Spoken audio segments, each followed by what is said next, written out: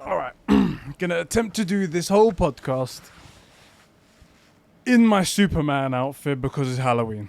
All right. Although I can tell you now that's probably not gonna happen because this thing is uncomfortable as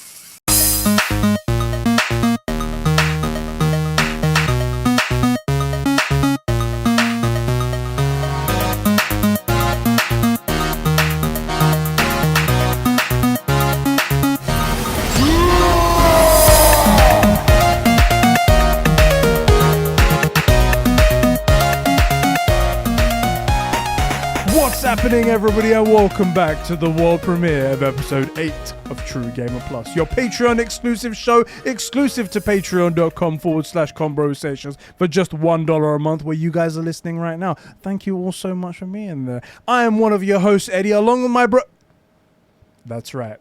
I finally got rid of him, guys. I finally did it. That's right. Everything I've been doing has been an effort to try and get rid of the anchor that's holding down Conbrosations.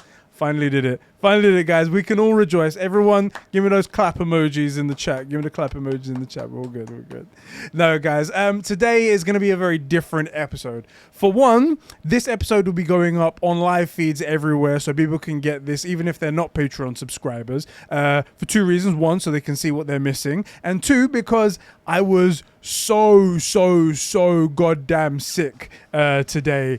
This week, I should say, around about the time that we would normally record. And I felt it was kind of like my responsibility, so I had to sort of make something for you guys to give you guys something to do, because I know in between True Game podcasts, you're not really doing much. You're just sitting there just waiting, like, when is Eddie going to post? When is Eddie going to post another video? When's Eddie going to be posting the next True Gamer podcast? Jesus, what's going on?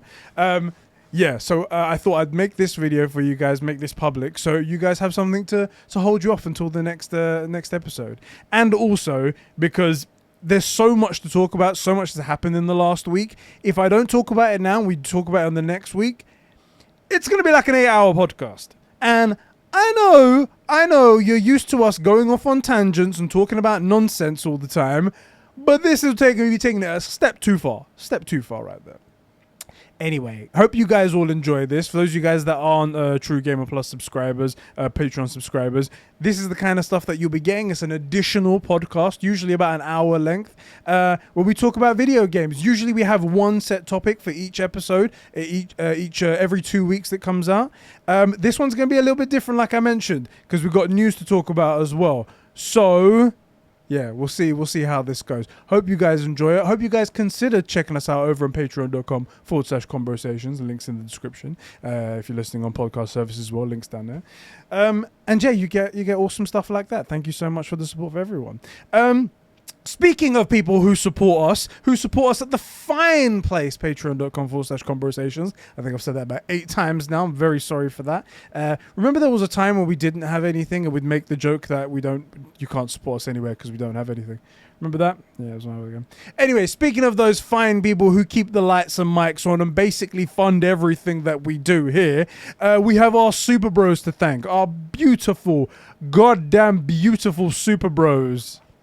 Over on patreon.com/conbrosations. Those people are Diogo Dildo, Isak the Ultimate Cumsock, Carol Torrevia, aka Catspud the Friendly Patron, Record Friction, Jeremy Runner, that's right, an official Avenger, the Super Sus Ben Fryer, the Star Wars Encyclopedia Adam Sunling, the Filthy Viva Fanatic Joe McCormack, My Juicy Lefner, Kevin the Super Sexy Producer Sean, Big Boy Billy, the Midget Alo from Smallville Sabine, she's back, guys, oh yeah, and Kevin, the number one simp.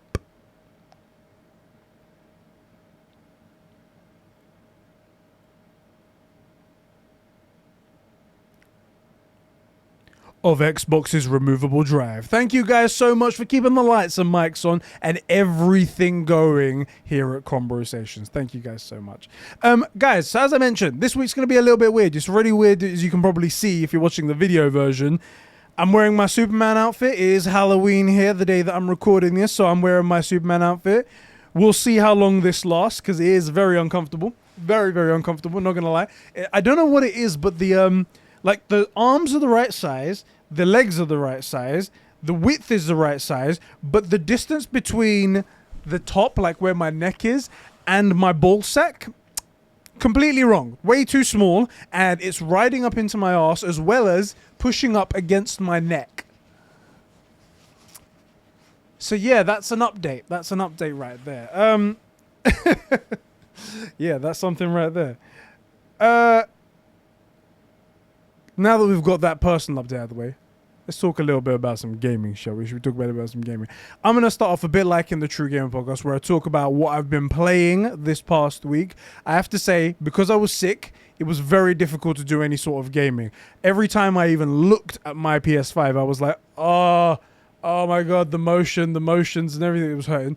It was really tough. But there was periods where I managed to recover for about an hour and I got some gaming in.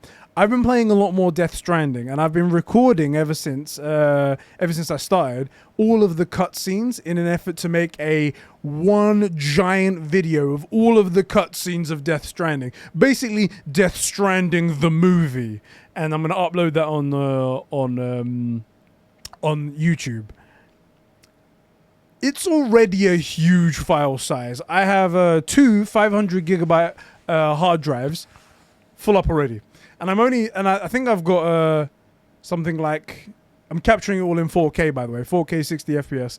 I think I'm about halfway through, something like that. So I need to somehow manufacture another terabyte of drives. I'm going to have to go buy another drive just so I can make this video. And the problem is that it's going to end up being something like 10 hours long, I'm sure. I'm sure it'll be like 10 hours long. And it's going to end up being like 5 people watch it. It's like, I don't have 10 hours to watch a Death Stranding video. I don't. Nevertheless, I'm doing it, and you guys can all enjoy it if you want to see that. I'm just crack open my drink right here. I forgot to do that before, so you guys get to hear it asthma style. I like that I'm doing this over my brand new laptop, by the way. For those of you guys that didn't notice, I bought a new laptop for the studio. The old one was chugging a little bit, and I tested this one last night, rendering the 4K footage for Death Stranding. Beautiful.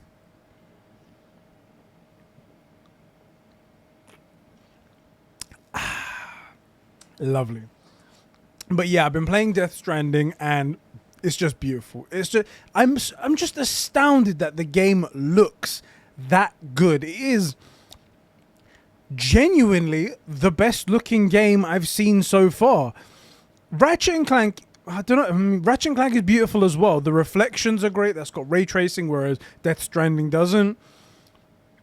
But the texture quality on the character models is unparalleled. It's madness what they've managed to achieve with the Decima engine. It was always a good-looking game. It looked good on PS4 and PS4 Pro. But the way that they essentially not remade, I should say. Does it count as a remaster or remake when they basically remake the assets again?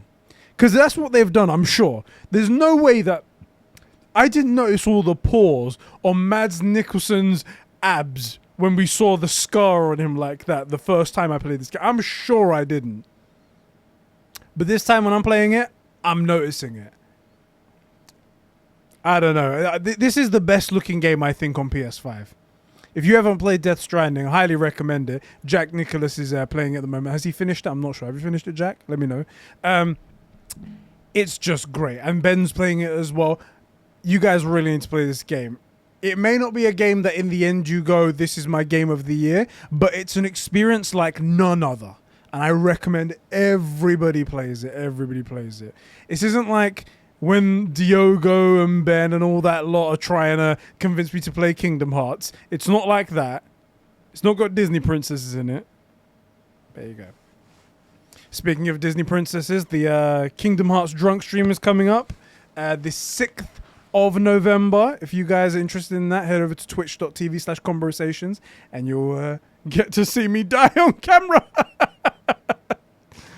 Oh God. Oh Jesus Christ. Yeah, that's gonna be something. That's gonna be something right there. Okay. All right, guys. So I want to actually start off.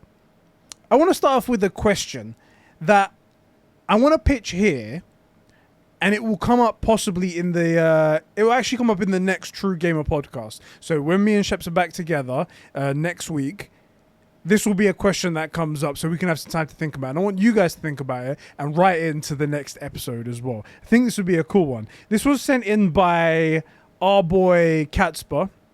Computer's frozen. There we go, right there. We go.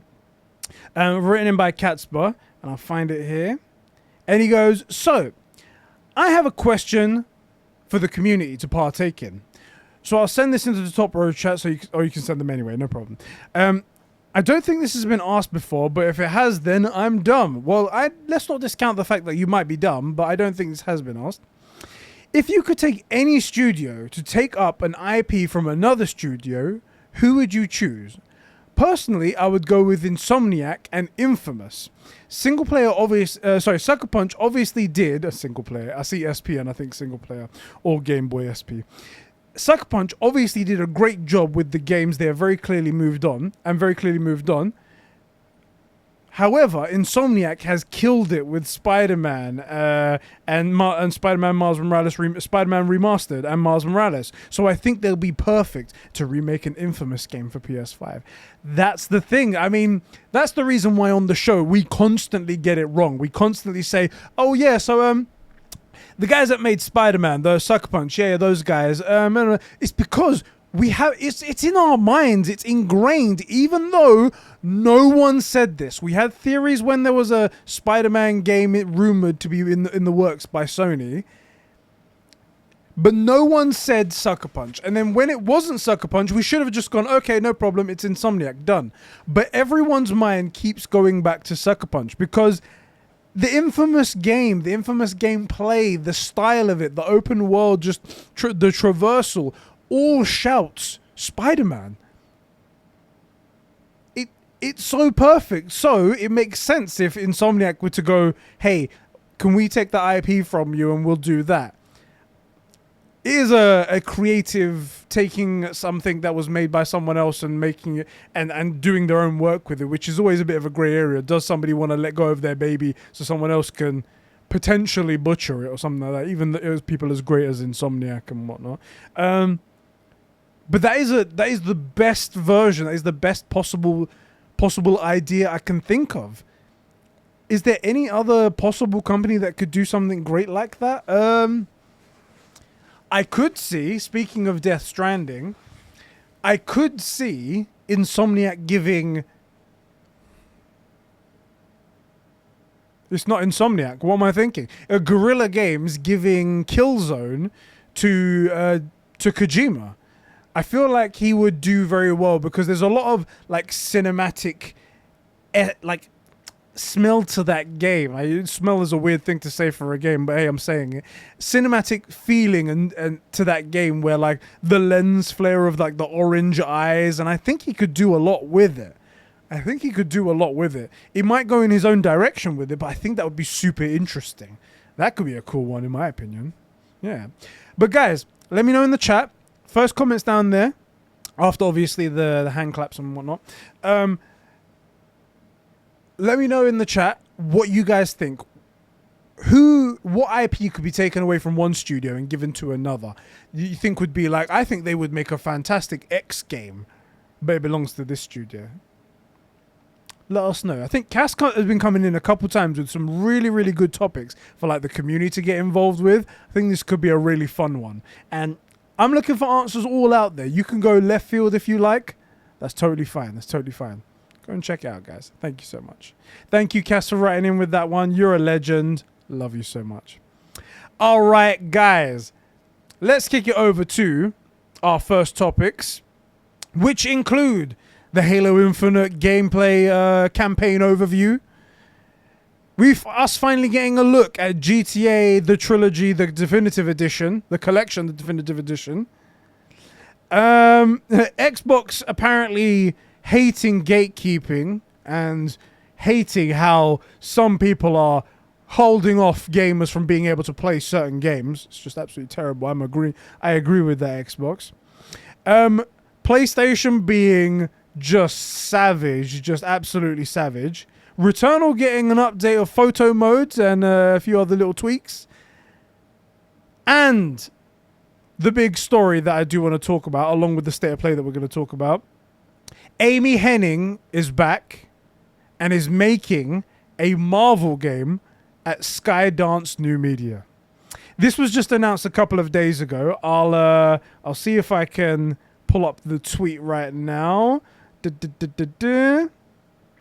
1 second, I'm just going to pull up the article. Here we go. So this was from Marvel directly. This is on the Marvel website. And it says, Skydance New Media joins forces with Marvel Entertainment.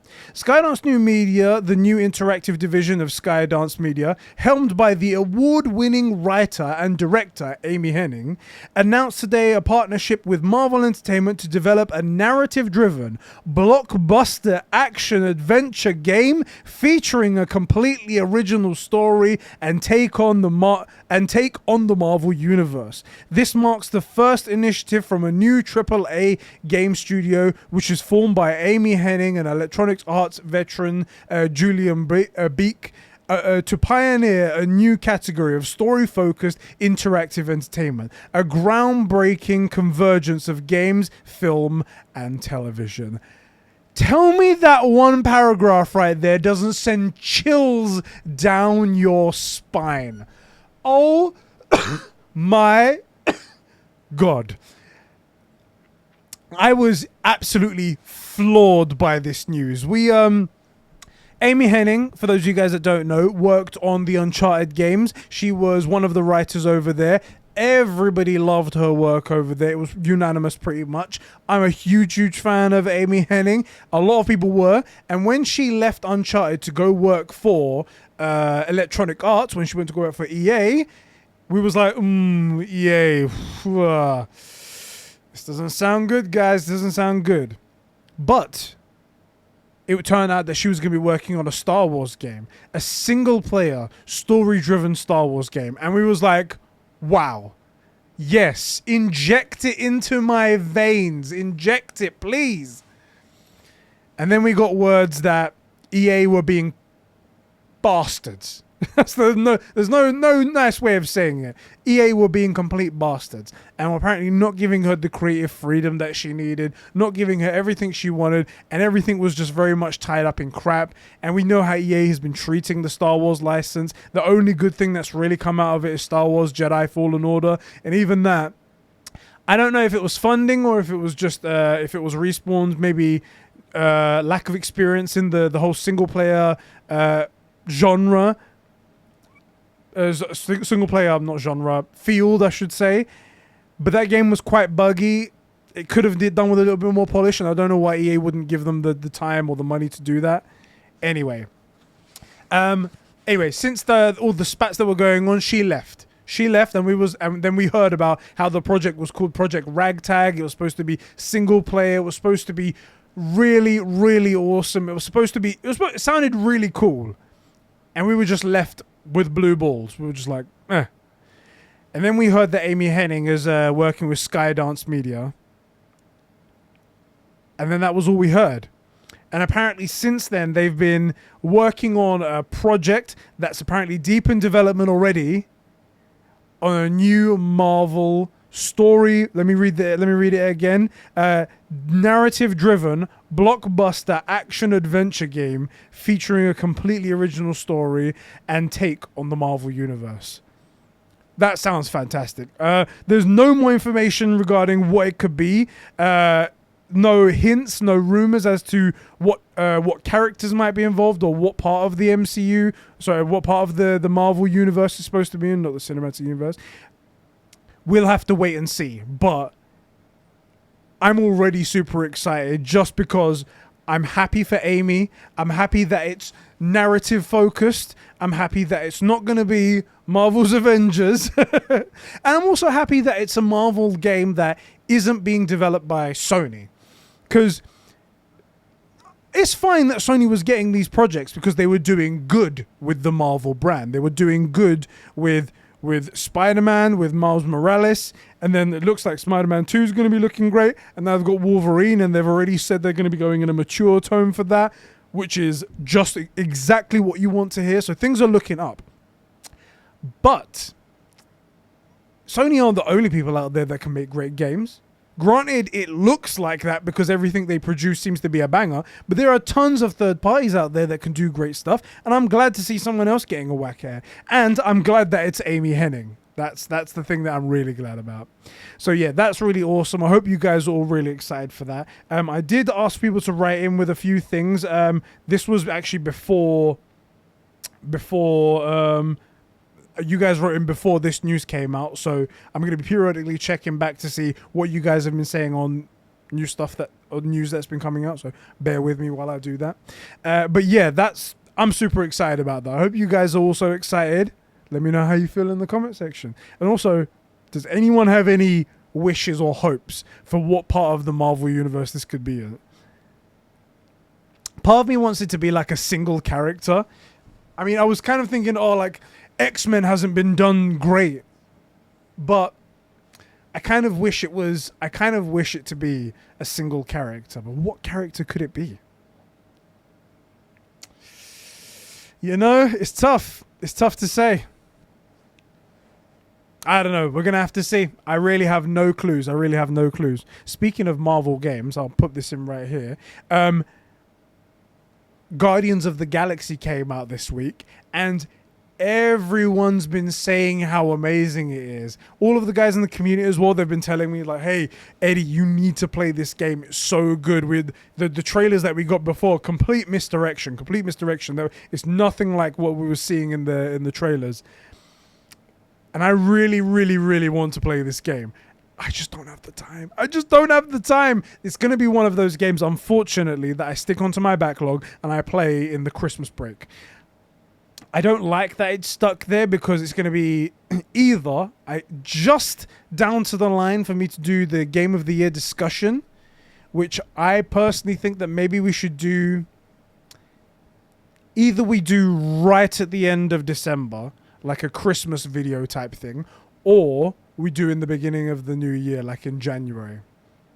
You guys can let me know about that. But anyway, it's going to have to go in my play in the backlog with finishing off Returnal, Deathloop, Kena Bridge of Spirits. These games I started, but then time sort of ran out. I'm getting screwed on all of it. Anyway, this is going to go in there. Hope that'll be cool. Also go along with Halo Infinite as well. Age of Empires came out. Oh, I really want to play that. It's not really going to be in the Game of the Year discussion for me personally. I more play that for the fun of it because I really love Age of Empires. But yeah. Anyway, Guardians of the Galaxy. If you're playing it, feel free to let me know if you're enjoying it. I will be playing it when it comes to the backlog moments in December. Thank you very much. Thank you for writing in and telling me. Our next topic. Let me just have a look at what our next topic is. Oh, yes. Our next topic. Sony's State of Play. So there was a State of Play that happened on Wednesday this week. Sony addressed us ahead of time. They kept our expectations in check. They said, guys, it's going to be focused on third-party games, not first-party games. It'll be about 20 minutes long. Come by and see what we got. And immediately the internet went, yo, it's a Sony event. When Sony does an event, it bangs, okay? Sony can't miss. Sony can't miss. They're like a robot. They're like a robot with a bat. Their batting average is high. They do it, boy. Sony just can't miss. What do you think they're gonna do? They're gonna pull a Microsoft? Whoa.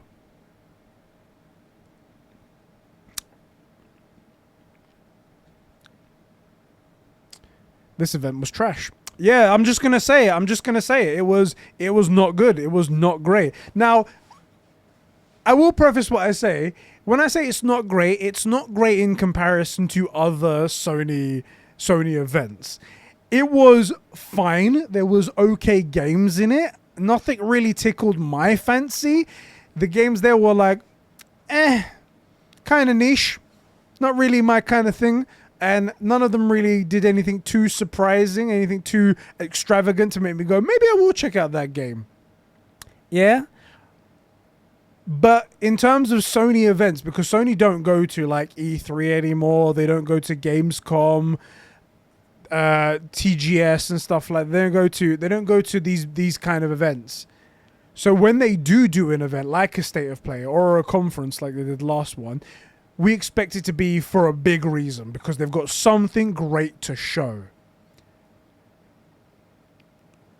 Maybe that's just me speaking like an entitled gamer. I just feel like this could have been stuff in a blog post. This could have been in a blog post and it would have been fine. It would have been, put the links right there. I could have clicked to go see the trailers. If it's for me, I'll stick around. If it's not, I'll click off and see the next one. That's fine. A whole State of Play, I don't know. It's a mix and match. It's a catch-22 situation because a lot of people were saying, Sony don't care about the indie games anymore. They don't care about these smaller games, these smaller companies. They're not giving them the spotlight anymore. But then if you do give them all of the spotlight, then you get these mediocre events. And then it's like, why? How do I say this without being mean? And without sounding like a douchebag, because I really sound like one. It's making these events seem like not all of them are a must. Like when you get a Microsoft event, you know what you're gonna get from the event. You're gonna get a ton of world premiere, ton of gaming for gamers for gaming gamer, Game Pass, and then a bunch of CG trailers for games that are coming out in 4 years. You know what you're gonna get from a Microsoft event. It's standard. You can set your expectations going in. But when Sony rarely do any shows, and when they do, they show these like big games or at least have one nice surprise, then that's what you expect from every event going forward. If you then choose to make an event that has a bunch of games that are very, very much going to be hit and miss with people, aren't going to be for everyone, then you're going to get a lot of people that say meh. I will say one thing though, on Twitter, a lot of the PlayStation fans, keeping it real and calling it like it is, were saying, yeah, I wasn't excited by that event. No. Not going around saying, yes, the greatest event ever, guys. Woo, the greatest event ever. Those trailers that I saw that I know nothing about the game, that was Sony, you did it again. I loved seeing those CG trailers. That was great. None of that nonsense, which I have to say, good on you guys. Good on the PlayStation community for that. Yeah, that was personally my feeling. Let me know if I'm wrong in the comment section. You guys, at the end of the day, are part of the true gamers. I am the king true gamer, the god of true gamers. Vote Eddie and Sheps 2028. But yeah, that's just how I felt about the event, which is sad. I don't think we're going to get another event from Sony for the rest of the year, but that's how it goes. All right. Oh, do you know what? I'm sorry, guys. I need to take this off. You can see I'm constantly pulling at this because it's rubbing on my neck every single moment I get. God damn it. Oh, much more comfortable. Now I can speak more freely. Thank you so much for that. Thank you so much. Okay. The next thing to talk about, Halo's campaign overview was released by Xbox a couple of days ago, and it was a short 6-minute video going over the campaign in very quick fashion. I feel like it showed snippets of gameplay, it showed snippets of cutscenes in there. It showed some of the skill trees that are going to be in the game. It showed some elements of you know what they do in Ubisoft games where they're like, liberate X area. You've got all of these things to collect and stuff like that. Showed how open world it is. And the reception honestly wasn't that good, and very much the same for me. Before I talk about the game, however, before I talk about what they showed off, I have to just say, I'm done with the positive praise on Xbox. I'm absolutely done, okay? Because when this came out, I know you guys are probably like, Eddie, when were you not done? Oh, it's so funny. Shut up. When this came out, I tried to be positive. I was like, do you know what? Everyone says, Eddie, you're a Sony pony. You're a Sony pony. I don't care about the times you've criticized Sony. I don't care about the times you've given praise to Xbox. You're a Sony pony, all right? And I'm sure you're going to hate this next thing that Xbox does. So I was like, do you know what?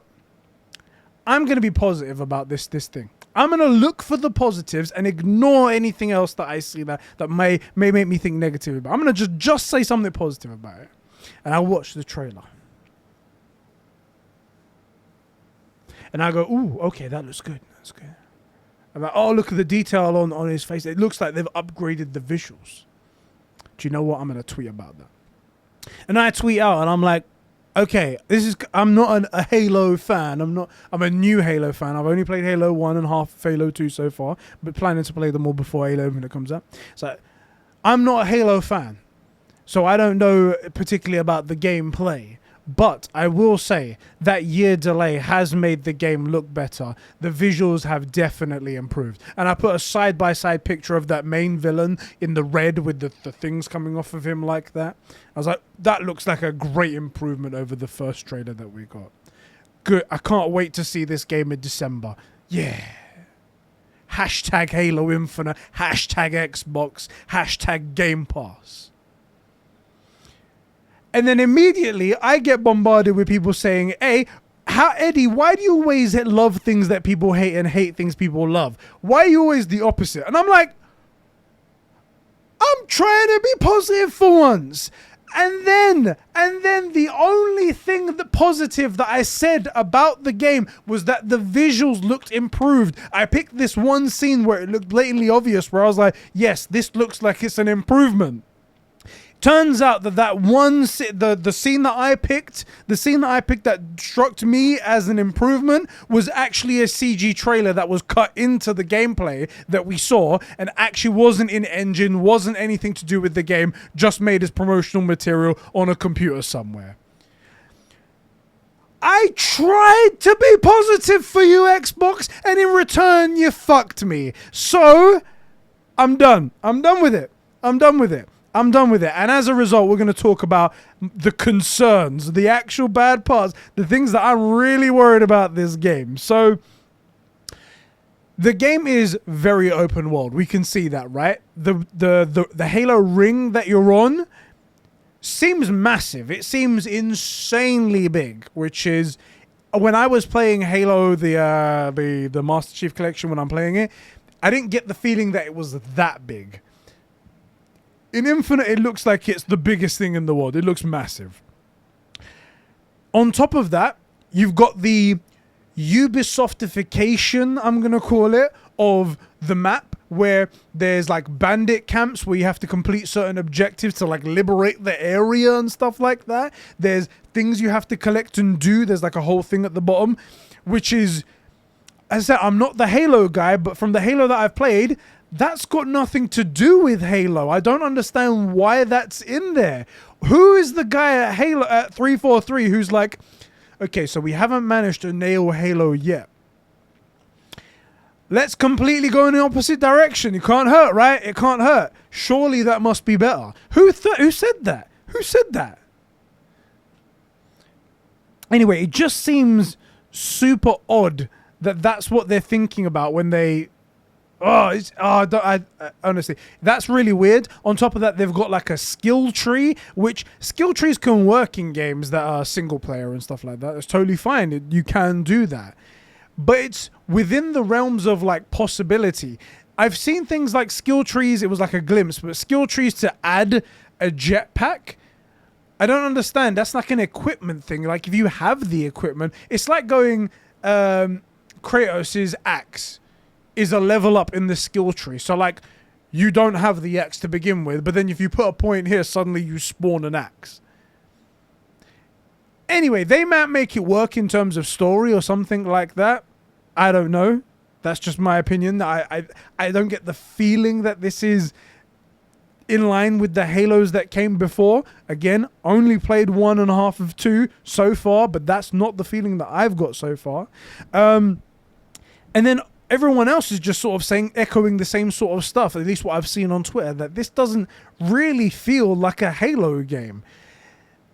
The game is also launching, in my opinion, very, very hot, very, very down to the wire. On top of us getting this trailer, getting it very, very late, the game is coming out in just over a month. We know that the game isn't coming with co-op. We know the game isn't coming with Forge. And also we've heard recently that the game isn't coming with ray tracing enabled. That's going to be coming in a patch later. This stuff sounds a bit like Cyberpunk 2077. I haven't heard anyone else have that same worry yet. I mean, I guess it's because we got to play the Halo Infinite test flight for the multiplayer, so we got to actually try something. But then again, people got to try something like the influencers got to try something of Cyberpunk 2077. But then the game came out and it was still ridiculous. I don't understand what I mean. Is it because it's Microsoft and because we think that they're going to, that they've got so much money that they will eventually pull this through when it comes to the end? I hope I'm wrong. And honestly, if I was a betting man and I had to put money down on something, I would say the game isn't going to be like Cyberpunk when it comes out. It's going to be functional. It's going to be working good enough. But is the story going to be good enough? And again, we've all said in the community that like delays are okay to a certain point. This game has been delayed already. But if you don't feel like you could put all these things in there, why not delay it again? I get it would probably be really, really detrimental to the Xbox brand, but I don't know, man. I don't know. Anyway, the game, in my opinion, seems like it's coming out really, really, really, really hot. It's going to be one of those moments like there's a huge day one patch, and even day one there's going to be a few things that they go, okay, we've got a patch coming really soon, guys, really soon. Hope you guys are looking forward to that. Just don't worry, it's going to solve all the problems, don't worry. That's my feeling. Anyway, let me know if you guys were blown away by this gameplay overview. It was so small, in my opinion, that it didn't really change the direction at all for most people. I feel like all of the criticisms leading up to this trailer were, we still haven't seen the gameplay for the campaign yet. We still haven't seen anything there. I'm so worried. We got this trailer. I don't think it alleviated any of those worries. I don't think it did. That's personally my thoughts, but I feel like the hardcore Halo Xbox community, the people that are, the fanatics, the people that are really, really willing to take anything from Xbox and 343, I feel like they're happy now. They're satisfied. I feel like for the majority of us, though, we're not. Anyway, let me know. The next topic kind of goes with this Halo Infinite campaign overview topic, is Horizon Forbidden West got an update on things that we're going to see in the game at the exact same moment that Halo dropped their campaign overview. Fucking hell, Sony, you're so savage. You're so savage. Yeah, they released a new little trailer. It's not very new. It was sort of in the same areas we got the last gameplay trailer from. But we got to see some more of these. What are they called? I'm just going to pull up the tweet just now. Valor surge attacks, which are technically the supers of the game. You can have your like super attack where you like grab something, plug it into your staff, and then strike the ground, and it makes like a giant energy blast. Looks fantastic. And we got a little bit more information regarding Horizon Forbidden West. It's going to have full DualSense support. Obviously, it's a Sony first-party game. I would be surprised if it didn't. It will have support through each of the mechanics. So the hang glide, the Breath of the Wild gliding, because it's a copied Breath of the Wild one for one, obviously. Everything copies Breath of the Wild if it has a glider in it. The gliding, these Valor attacks, each one of the strikes, jumps, the grappling hook, all of that's apparently supposed to have its own DualSense feel to it. Like the sound of that personally. Machines and enemies can fight in groups now, which is actually really awesome, and it was something that was shown off in the last gameplay trailer where those velociraptor type machines were like working as groups to like sort of get the angle on you guys together. really scary in my opinion, but really cool. And Aloy can wall jump now. In the trailer, they showed her grapple onto a little ledge and then wall jump off and then glide, shoot and then glide away. Really cool mechanic. I think that's going to be quite cool. I can see a lot of PS5 shares happening, doing exactly that. I can see that happening a lot. So that's really, really cool. Yeah, really, really awesome. I hope you guys are excited as I am for Forbidden West, because this game is gonna blow up. I love it. One of the downsides of me doing this by myself, I have to take a sip of drink every now and again, and then you get silence, which is a blessing, I imagine, because you get to stop hearing from me for a moment. Anyway, our next topic. PlayStation has changed their name on Steam, what they sell their games under, from PlayStation Mobile to PlayStation PC. PlayStation PC has now been formed and is shaking fanboys everywhere because, as we know, us PlayStation fanboys, we can't have our games on PC. And having our games on PC means the death of PlayStation, guys. As the resident Sony pony, I'm going to tell you, this is bad news. It's the end. It's the beginning of the end. We're all doomed. We're going to go the way of Xbox, and selling games on PC is the end of PlayStation. No, it's not. It's actually quite good. I really like this idea. So all it was a name change, but it signifies something more, that PlayStation is more serious about this push to PC. And like I said on all of the True Gamer podcasts, I have nothing wrong with the PlayStation games coming to PC. It's fine. It's great. They get to play those games, and that money goes back into the PlayStation ecosystem, and it funds the next big project and stuff like that. And it allows them to make the games bigger and better, and hire better casts, and hire better developers for better techniques and stuff like that. This is just good news. What people are really worried about, and with no evidence, just no evidence, is that PlayStation games are going to come to PC day and date. There's no evidence to suggest that. I'm not saying it's impossible. I'm not saying it's never going to happen. I personally think that it's incredibly unlikely. Because the trade-off that you guys get from selling day one and the extra sales that you make then versus the destruction and the value of the brand,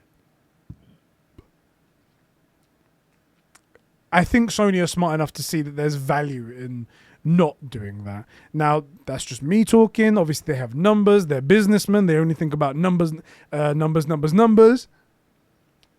That's the way I see it. It will be very interesting to see, because God of War recently came to PC, or recently was announced that's coming to PC in January. It'd be very interesting to see when God of War Ragnarok comes, because what we assume when they said that this was going to be the end of the Norse saga is that there's not going to be another God of War for quite some time. That this is going to be the end of the chapter, and that's it. Now they've put God of War 1, God of War 2018, on PC after 3.5 years, but really it's for promotion for God of War Ragnarok. When does God of War Ragnarok come on? That'll be the true litmus test to see, okay, there's not going to be a sequel in the future, at least for the foreseeable future. When do you think is suitable to go to PC? That'd be the real test. And I think that will be where most games lie. Personally, I think it's around about the 2-year mark, something like that. Anyway, yeah, so that's that happened. And as I said, most Sony ponies, the big fanboys, the ones that cry about everything, are crying that this means the end. Granted, the people crying aren't a lot. There aren't a lot of them. Mainly, there's two types of people that are crying. One, the idiots, the stupid PlayStation fans, the stupidest ones.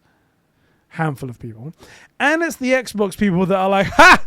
PlayStation games coming to PC! Ho, ho, ho!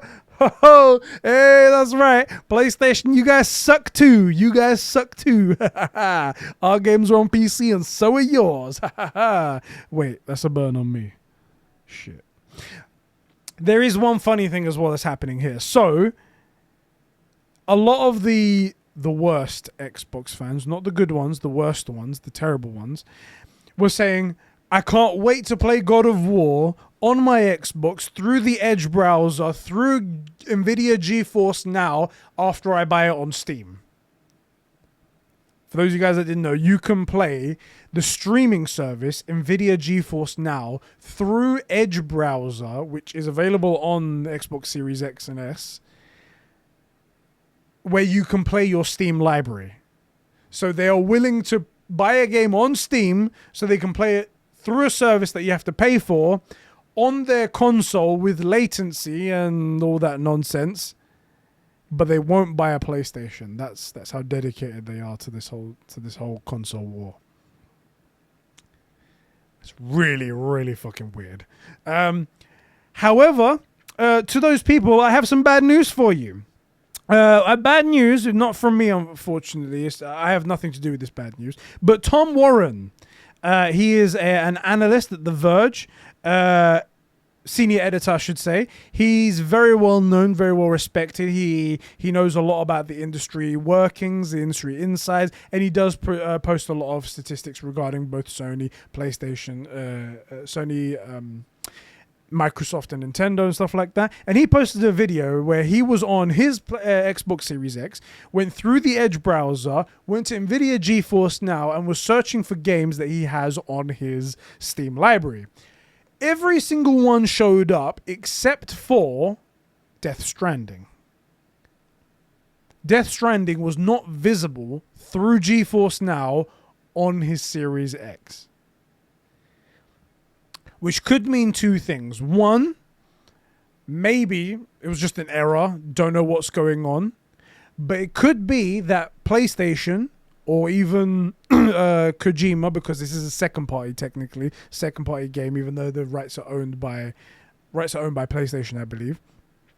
It could be that either PlayStation or Kojima Productions has blocked the ability to play that game through streaming services, which is a thing that people can do. If that's the case, then it might be that God of War, as well as every other PlayStation game, might not be playable through streaming services. So even if this Xbot did want to play God of War, it's a possibility that they might not be able to do it the way that they said. They might have to, if they want to, play it on PC or buy a PlayStation. Sorry to burst your bubble there. Yeah.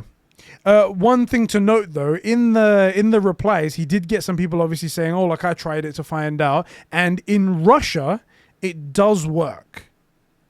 In Russia, you can go through NVIDIA GeForce Now, and it does show up. Don't know why it's specific regions, but that could be another element of this whole messed up situation. I don't know. To be honest. Let them fucking play it. Let them play it through. Let them jump through all of the hoops.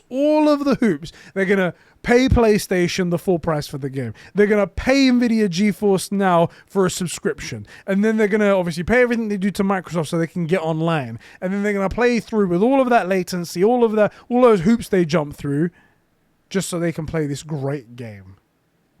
Let them do whatever they like. Honestly, I really want them to play the game because playing the game is the important bit. I want them to play such a great, great game. The best game ever made. Anyway, that's what I wanted to mention about that. Let's have a look at our next topic. Yes.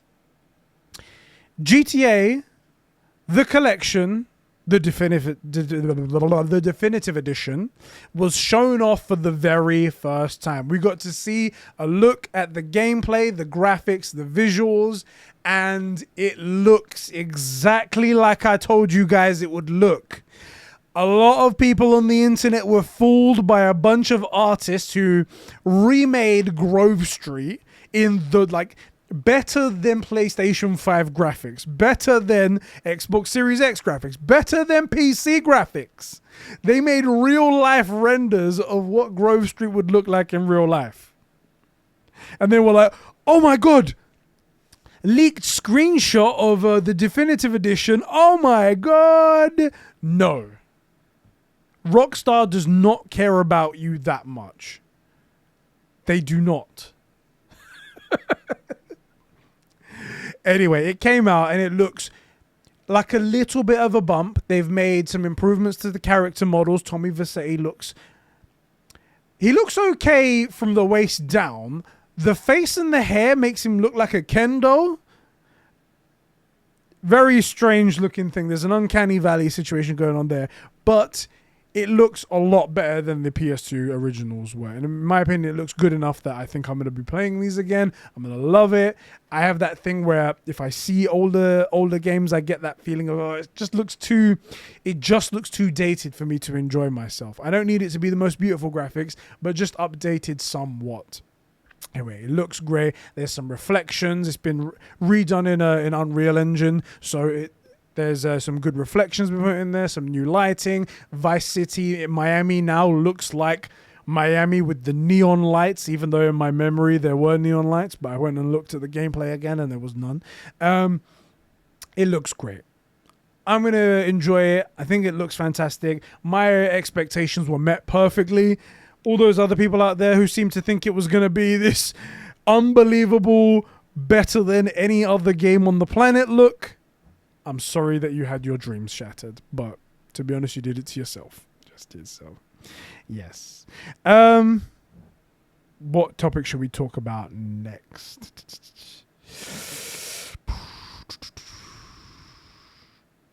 Okay, let's talk about this one. Actually, no, you know what? Let me save that for the end. Okay, let's talk about Returnal's update. So Returnal got an update where it added a couple of really cool things. One of them being a photo mode. And the photos coming out of that game are incredible. The game has this thing where it's like there's a lot of darkness, a lot of like atmosphere around, a lot of smoke and stuff like that. And then they have these neon blooms of light from the attacks that are coming from the enemies and stuff like that. So it goes together so well. Anyone who posts a picture of these, automatically it looks gorgeous. There's no way to take a bad photo in a Returnal. So yeah, you've probably seen a lot of them online. It looks fantastic. Thank you very much, Housemarque, for that. But one crucial thing they added, which was the ability to suspend your cycles, your game, while you're playing. So you don't have to go on these insanely long runs and worry about putting your PS5 in rest mode and then updating and then deleting that progress that you made, like 6 hours of progress, which happened to me one time. I was very angry about that. Essentially what it is that you can, when you're in the game, if you've got far in your run but you don't have the time to finish it, you've got to go out, you've got a life, you've got things to do, you can suspend your cycle, and it essentially makes like a temporary save of the game on your system. And then when you can turn off your PS5, you can update, you can close the app, you can do anything you want. And then when you come back to it, it reinitiates from that moment that you suspended, and then it immediately deletes that save. So you don't get to keep that save at all. And it doesn't save it with the cloud or anything like that. So there's no cheating possible with this. It's just literally for you to be able to leave your PS5 and then come back to the game. Amazing thing right there. I'm glad they did this for people. Some bullshit I want to call out on the community, though. So, some people got the Platinum Trophy for Returnal before this came out. And great, you guys are fantastic. You're true gamers. I love it. Fantastic. This suspend cycle feature doesn't change that. There are some dickheads out there that are calling people not like fake gamers and calling people that are like pussy bitches because they're beating the game and getting the Platinum with this suspend cycle. But the suspend cycle doesn't do anything other than, I mean, God forbid there are other games to play. God forbid that you have to leave your PS5 for a moment. God forbid that you have to eat. God forbid that you have to have a shower. You have to go take a piss. You have to do stuff like... How are you a fake gamer because you pause the game that you're playing? It doesn't turn the difficulty down. It doesn't automatically give you God mode. It doesn't give you unlimited ammo or the best weapons just fall at your feet. It just gives you the ability to come back to the game when you have the time. So stupid. I don't know what is going on. Anyway, Screw those people. This is a great feature. I love it. If you haven't played Returnal, it's already winning Game of the Year awards, which is strange because the year isn't anywhere close to being over. There's still 2 months to go. But still, it just shows how great this game is. I said when this game came out, this is Game of the Year contender. And it really, really is. It's not a game for everyone. It's it can get you angry. It can get you angry, especially if you fuck something up. But it's very, very good. Very, very slick. I love it personally. Go out and play this game. Go out and play this game. Anyway, thank you very much. Yeah, that was my TED talk on Returnal. PlayStation gave us some financial year 2021 quarter 2 results, saying that they have sold a further 3.3 million units, which has pushed the PlayStation 5 up to 13.4 million units. That is crazy. Still outpacing the PS4. And I think for the first time outselling, I think it was the last month, for the first time outselling Nintendo Switch. So it's broken its 39-month streak of Nintendo Switches being the top MPD. Just shows the power of the PlayStation 5 is great right now. Saying that the ratio of digital games is at 62%. 62% of people are buying games in digital rather than physical. I have started buying more digital games, which is, I was a very big physical guy. You can see all my physical editions and stuff that I have here. So even I'm switching over as well. Not fully. I'll still always buy my physicals, but every now and again I'll dip in a digital game as well. It's showing that PlayStation is doing really, really, really well. It's very healthy. Everything's going great. We got a lot of very, very fine granular numbers about first-party sales in terms of third-party sales, in terms of how many PlayStation Plus subscribers, the revenue, income, gross versus net, stuff like that. For Xbox, you know what? I deleted the tweet. Let me just find those very quickly. Xbox Gaming Division Financial Year 2021 numbers. Okay, I'm back. So I found the page where Microsoft were talking about all of their financial numbers, and again, we got very, very little information regarding Xbox. I think we know why, because it's not doing so well. So we've got the numbers here. It said this is everything to do with gaming. 3 bullet points. Gaming revenue grew 16%. With PlayStation, it was 27%. Gaming content and services revenue grew by 2%. 2% in business is dying. That's bad. On a strong prior year comparable with growth in Xbox Game Pass subscriptions and first-party titles, partially offset by the decline of third-party titles.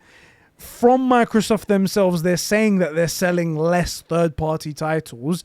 We've been saying this for months now. MPD has been backing us up that with the advent of Game Pass, people are buying less games, despite Phil Spencer saying that people are buying 60% more games as a result of Game Pass. We can see that is a complete lie. And it says Xbox revenue, hardware revenue grew by 166%, driven by continued demand for the Xbox Series X and S on a low prior year comparable. So they're still selling selling out all of their Xboxes.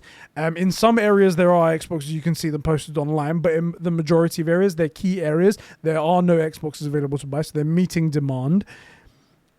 Still not as much as PlayStation is, obviously, because the PlayStation have reached 113 million mark, whereas Xbox is still sitting at 8 million. But that's what's going on right there. I love that PlayStation gave slides, maybe about 14 slides of gaming news, gaming stats to show the health of PlayStation, things going around in Sony, so you can get an accurate read on what's going on. With Xbox, it's 3 bullet points. And I'm doing the bone saw 3, by the way. I got you for 3 minutes. I got in a little bit of an argument on Twitter with somebody saying that it's because it doesn't make no difference. Microsoft doesn't care about hardware sales. They don't care about numbers. Every business cares about numbers. God damn it. Anyway, it's because they're embarrassed of their numbers. That's why, and that's fine. Just do better. Just be better, and everything will be fine. Okay. Our next topic. I don't want to go right into the Xbox gatekeeping one, but I think that might be one of our last topics. No. Okay, no. Let's talk about Ubisoft. So, Ubisoft in the shit again. That terrible company that's been harboring individuals that have been accused of both sexual allegations, racial and gender inequality in the workplace. That terrible company that makes very bland games. After pledging to make a difference and then being outed for not making any changes whatsoever a year later, has now been outed again because they apparently, the head of Microsoft Montreal apparently emailed staff in June not to talk to the press about allegations of misconduct, calling their experiences at the studio privileged. Here's what he actually said.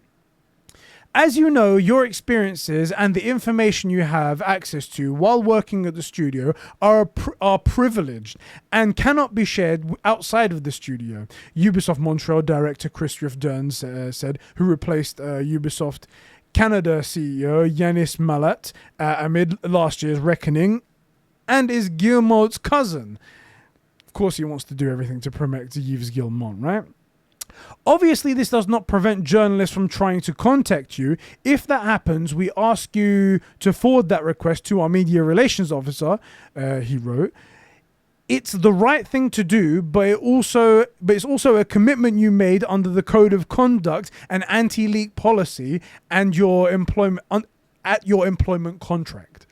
Basically, these people are trying to say, like, you have to keep all of our misconduct and everything that we've done wrong under your hat, because it's what we wrote in the contract for you when you signed to work here. Essentially, what they're saying is that we'll fire you if you ever say anything. If you say anything that will damage us based on the bad things that we've done, we will take that out on you. Such a scummy company. I get it. They don't want bad things to go out so they can try and rectify the situation. However, so much time has passed and they haven't done anything meaningful that it just shows that they're not willing to do anything. So these people that do speak out, which in my opinion, personally, I would if I was you, but that's up to you to decide. You totally should. Those people would not be in the wrong. They'd be doing everyone a service. They'll be helping people out and getting the people that are responsible actually held accountable. It's crazy, crazy stuff right there. Anyway, that's all of the main stories right there. Things that have been going on with gaming. I hope you guys all like that sort of stuff. There was one final little thing, and this is more of a funny thing that Xbox tweeted out. It goes, gaming is for everyone. Their Twitter handle tweeted that out. And somebody tweeted saying, so real and so very true. I was like, great. That is true. But Xbox decided to tweet under that as a reply to say, the real gaming horror is gatekeeping. Now, I know that this is just a guy taking care of the Xbox Twitter handle. There's nothing. They're not part of the whole initiative over there. They're just a guy doing a job. They're told to tweet something, they do it. And sometimes they want to tweet something funny. They reply to other big accounts like Devolver Digital or the KFC gaming account, stuff like that. That's fine. So they don't have much to do with all of the shit that goes on behind the scenes. But this tweet is so tone deaf because isn't Xbox the company that bought an entire publisher filled with development houses, filled with IPs, just so people on another platform couldn't play them? Weren't those the guys that overpaid, that paid 7.5 billion? Actually, it was 8.1 billion all in all. It just got finalized recently. $8.1 billion just so they can take all of the IPs that Bethesda holds, all of the studios that Bethesda holds, just so PlayStation and Nintendo can't have those games. Well, maybe not Nintendo. They'll put those over there if they like. But just so PlayStation can't play those games. It's so ironic when you tweet out that the real gaming horror is gatekeeping. Anyway, the entire internet called them out, and oh boy, it was a bad day. It was a bad day for Xbox then. It was a bad day. Anyway, that's happening right there. Hope you guys found that as funny as I did. Again, it was only jokes. It's only jokes. It's not going to change the reality of anything. It's good to laugh about stuff. That's how I found it Anyway, guys. This has been a very unorthodox episode of True Gamer Podcast. I hope you guys are still with me on this. Next week we'll be back to regular programming with me and Sheps. And we'll have a good old discussion about stuff that's going on. Let me kick it over to our boys over on the Discord server who really came through and were talking about all of these topics that we spoke about, plus some extra ones that I didn't talk about. I feel like this is... You guys really did help me out in this situation because I was so sick. I couldn't prepare for the show. You guys really helped me out with all of these topics, right? Thank you so much. So, Diogo writes in and he says, first of all, you'll get your Smallville Blu-ray set when we get a Superman game, which is never, by the way. I'm still waiting for my Smallville Blu-ray set. It's been 2 weeks now. Still nothing. I've emailed them. They're just like, it'll get there when it gets there. You'll get it when you fix this goddamn door. That's what they said. Diogo writes in and says, the GTA Trilogy Remaster got shown off. Thoughts on whether or not you think the price tag of £55 is good for the improvements? Personally, I do think it's good for that price tag. I do think the price tag is fine. Because the game, I think they were like £15 before on PSN, the ports from PS2. And they were just ports. No improvements whatsoever. So, £15 times 345, and there are improvements on all of them. I feel like it's worth it.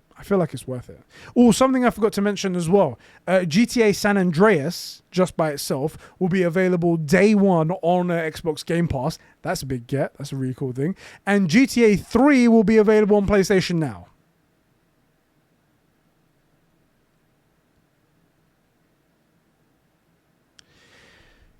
Nice one, PlayStation. Anyway, that's going right there. Also, no PlayStation 5 physical edition, but there is a PS4 physical edition. No info on whether or not we'll get the upgrade for free physically. So I might just go for the PS5 digital. Very excited for it. Yeah, for some reason there's no PS5 digital edition. I'm guessing because this isn't a PS5 game. There isn't a PS5 version of this game. You're saying the upgrade for free physically. I don't think there's an upgrade. I think it's merely on PS5. It might have like a patch or something like that that allows it to run at a higher frame rate. But to be honest, shouldn't this be running at 60 FPS on PS4 anyway? These are PS2 games, goddammit. I think that's just why. I don't think there is going to be much of a PS5 version. Personally, maybe they will come out with one just so they can make more sales, but I don't see there being a difference at all. Anyway, thank you for writing in, Diogo. Luke also wrote in about the GTA thing, and he says, honestly, I've been out of the gaming loop for some time now, but the GTA Trilogy looks good. The graphical enhancements look very nice. I agree with you. I think they do look very nice, especially for a PS2 game. Come on now. Brandon Fraser, the real Brandon Fraser, thank you very much, you're a true gamer, sir, says God of War Ragnarok is apparently being worked on for PC. A PC port by the same guys that are making the God of War 2018 port. So could it be released day one? I doubt it, he says. So this is something that came up. I didn't put it in the news because it was very...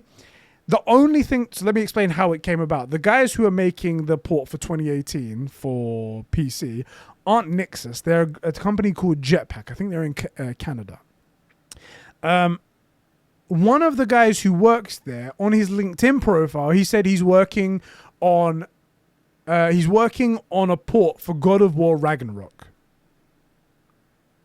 He said Ragnarok. That's what he wrote. Now, did he just continue writing, like, because everyone's talking about God of War Ragnarok, and he wrote God of War, and he just continued to write Ragnarok at the end, and it's just a mistake? I don't know. Or is he working on the port for it, and they're going to hold on to it for a couple of years? I don't know. Seems unlikely to do that one. Or is this going to be coming out day one? I mean, they've already broken our hearts, and they've made this game for PS4, when it should have been a PlayStation 5 exclusive. We don't know. We don't know. This is completely up in the air. No one knows if this is going to be... If this could happen. I personally am looking at it skeptically. I'm looking at it very skeptically. And also, PlayStation purchased Nixxes Studios now so they can do their future ports. Kind of feel bad for the other studios that are doing them now, because no matter what they do, they're not going to get the business again. Now they've got Nixxes. Hey. But I would think that Nixxes are going to be handling the next port, right? That's what you would think. We'll see. We'll see. I personally doubt it will come day one. I personally doubt that they're even working on it yet. But that's just me. That's just me. Let us know what you guys think in the comment section. Brendan Fraser continues saying Game Pass's revenue, Game Pass 2% increase in revenue to Microsoft, definitely not 30 million subs. Yeah, we covered that in the last one. It's definitely not 30 million subs. The estimate is more around about 20 million subs. That seems more reasonable now that you think about it. Just shows that we might be reaching a sort of plateau. Although I will give 1 point to Game Pass. They've got this far with 0 games. They've got this far with 0 first-party games that are bringing people to the platform. No one has said, oh, I really want to buy an Xbox because this exclusive game. And they've managed to get to 20 million subscribers. Quite an achievement if you ask me. But we'll see how it goes from here on out. I'm still holding on to my 3-month code for PC. I'm going to be playing Age of Empires and then Halo Infinite when that comes out. Great. Also, Brendan Fraser writes in that Warner Bros. Are apparently making a Smash game, and the roster was leaked. Warner Brothers is making a Smash game based on their own characters, and I'll show you guys the thing. I'll put it up on the screen here. I put that right there. Yeah, and it's a bunch of characters that you might know: Harley Quinn, Batman, Superman, Wonder Woman, Gandalf, Rick from Rick and Morty, Bugs Bunny, Shaggy, and Tom and Jerry. Sounds like the worst Smash game ever. Anyway, I'm not excited for that. I'm not excited for that. He says also, Edit, apparently it's free to play the game with DLC characters that cost money. Source is Jeff Grubb, so it's Jeff Grubb. So let's not discuss too much about that. It's Jeff Grubb right there. Thank you very much for writing in there, Brandon Fraser. Thank you so much for all of your hard work and your collection of roster of characters there. Okay. Batfan writes in, he goes, hi, Eddie and Sheps. Sheps is dead. We don't talk about him no more. I hope the postman is enjoying watching Ed's Smallville collection. You son of a bitch. That's probably where it is, isn't it? Fucking that postman. He heard about all the shit I said about him on the podcast. Fuckers. My question is in regards to a recent topic. Do you think that it would be better for PlayStation to only release games or franchises that are finished, not ongoing like God of War? I think he means to PC. He didn't mention that bit. I think that this would benefit PlayStation because it would incentivize PC players to want to buy a PS5 to experience the games that are still being released. Kind regards, these nuts, you bastard. I'm blocking you. You're blocked. Blocked from the Discord server. I'm so sorry. You're fucked. There you go. No. I respectfully disagree. I get what you mean. it would incentivize some PC players, but like Shep said, PC players are very stubborn. They don't want to play games that aren't on the latest NVIDIA RTX 3090 graphics card. They want to have the biggest, beastliest, hottest machine on the planet so they can play their games. And they want to play it on a keyboard and mouse, which is the dumbest way to play any game, but they want to do it that way. And some of them might buy PS5s, most of them won't. But releasing the games on Steam anyway, after a certain amount of time, still gets that money from the PC crowd into the PlayStation ecosystem. They don't have to buy a PlayStation. If they buy a PlayStation, it's even more money, but we still get to benefit from it regardless. I think it's still good. I don't think it should be when a series is officially like closed and dead. I don't think that's the way to do it. Because then you do rule out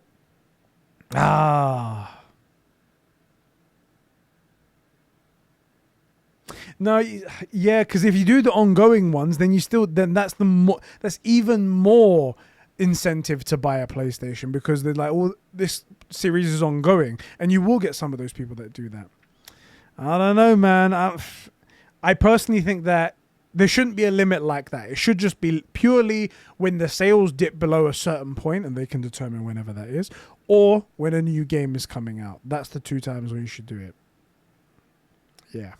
Those are the 2 times where you should release a game on PC. And that way you still keep the brand of PlayStation intact. People still know that means something. There's value there. And being a PlayStation game matters. It means something that you get a certain type of treatment. And that your money, your investment, your dedication to buying the console means something, that you get something in return. Not like it is on Xbox, where like you can play that game anywhere and it doesn't matter whether or not you bought the console, because you're going to get the same treatment on PC anyway, if not better. Yeah, that's my personal feeling on it. I did get a comment recently from someone saying that like, they're a PC gamer. They purchased a PS4 and they realized how many games they missed out on. They still have a PC and they still upgrade it, but they also bought a PS5 and they're enjoying both. However, they know that their friends are die-hard PC players and they won't play games anywhere else. So you're gonna have those types of people that just won't buy games. If they're irrelevant, they won't buy the game. They won't buy PS5. So just release it anyway. And if they're gonna come over, they're gonna come over. And it's better to do things giving people the option to come over rather than forcing their hand. You know? That's my opinion.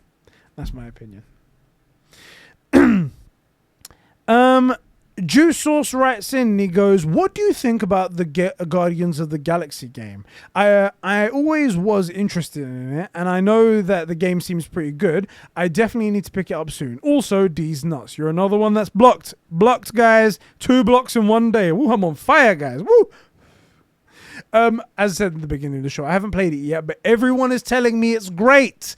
And I hate it because I want to play this game. I just don't have the time for it. I've got too many games on my plate. And if I wait, the game will at least go down in price. That's the only thing that I'm thinking. It's not expensive right now. It's like £60, which is the normal MSRP, the normal RRP. But I can save a bit more if I wait, because I've got so many other things to play at the moment. And I feel guilty looking at my back catalogue and just going, shit. Okay. But anyone, feel free to let him know in the chat. And Ben also wrote in about the WB Smash Bros. Game. We spoke about that a little bit now. The DC Watcher, a.k.a. Alpha Aqualala, one of our newest members of the community. What are your thoughts on the Halo reveal? I don't like how open it is. I didn't like the original soundtrack for that. Do you remember what the general opinion was on the ODST when it was released? I don't remember. But my thoughts, as I mentioned before, are pretty much where you're saying. I don't like how open it is. It doesn't feel like the Halos that I've played.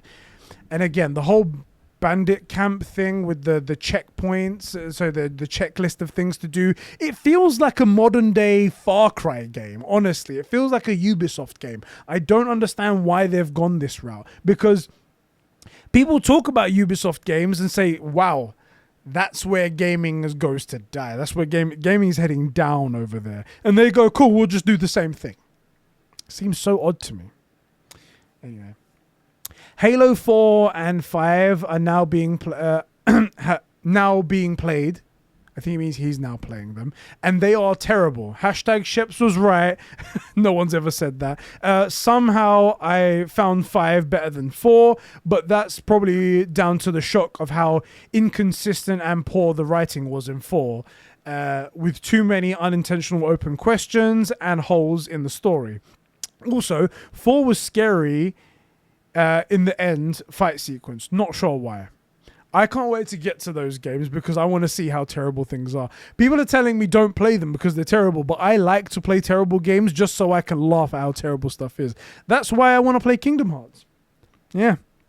That's the reason why I want to play Kingdom Hearts, guys. Just so I know how terrible it is so I can tell all of you guys.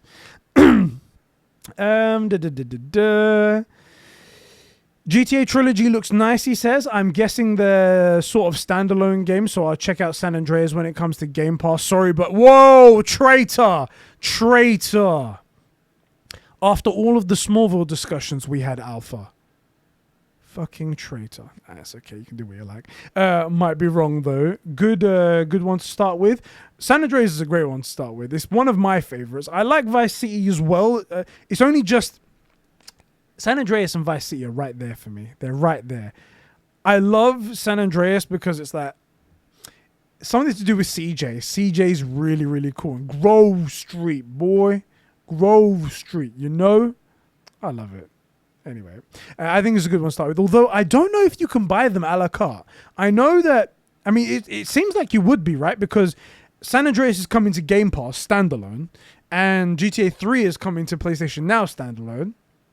Stands to reason that you can buy them standalone. I mean, it would seem weird if you couldn't. I mean, but there's no mention of it so far. It's only mentioned as a collection. I have no clue.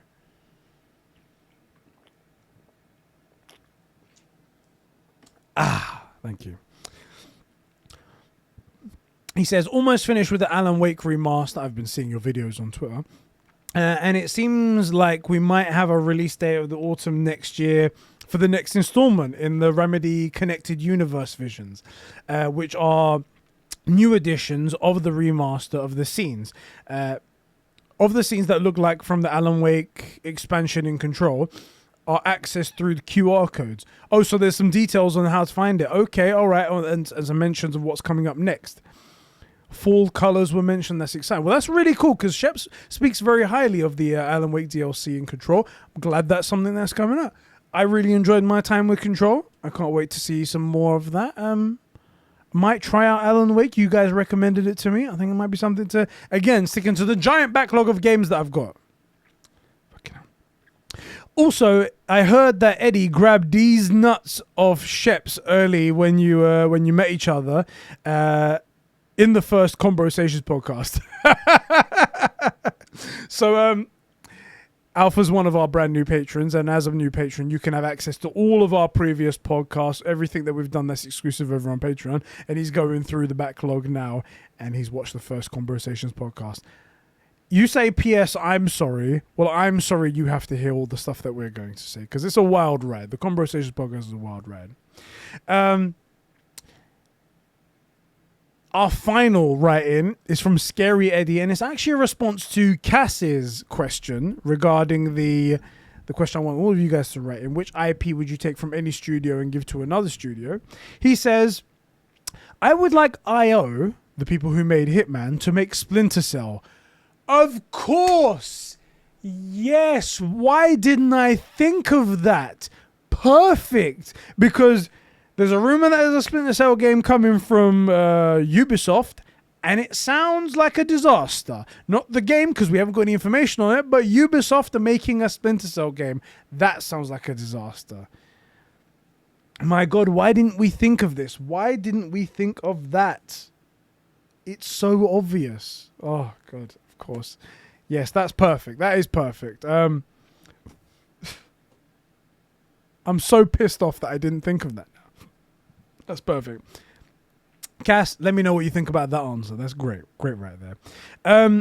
He also writes in about the GTA trilogies. Like, I don't understand why some people are upset about the GTA remaster pricing, considering the old versions of the games were about 15 to 20 at launch, and some of those were PS2 ports. So £55 seems decent for all three of the games and worth it, in my opinion. Exactly my feelings. I don't know why people are upset about it. I think what it was is they were expecting the high level of graphics upgrade for that price. That's what they were expecting. And because they got worse graphics, something that was completely unattainable in the first place, they're like, oh, well, it should be cheaper. Idiots. He also writes in about Wolverine. This is some news that I forgot to mention. Wolverine. I'm extra hyped about Insomniac's Wolverine. Now that we know that the Spec Ops The Line writer is writing it and that the game has some dark and fucked up moments in the story. I'm not going to say what happened because I highly recommend both of you play it. So Sean actually purchased Spec Ops The Line for me on PC, so I'm going to get to play that. But apparently that is a fantastic game and the story's great, the gunplay's great and everything like that.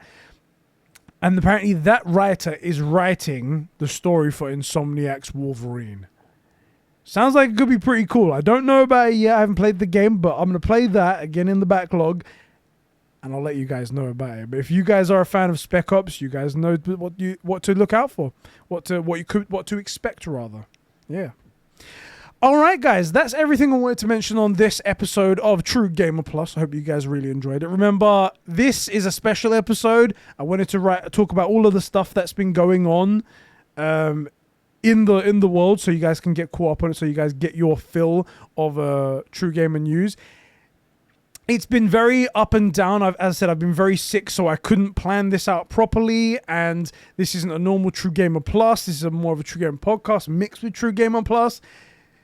I promise I'll pick up the slack for next week's episode, and I hope you guys all come back for some more of that. If you guys enjoyed this video, this type of show, and want to support us over on Patreon, you can do that. You can get True Gamer Plus. You can get the Conbrosations podcast at the $1 level. You can also get early access to the True Gamer podcast every week, 2 days early. At the $5 tier, you can join that.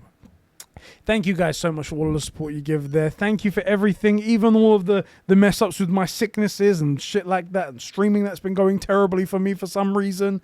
Don't know why that is. Thank you guys so much for supporting us. I love you guys. Catch you all in the next one. I hope you guys all enjoyed it. Peace out.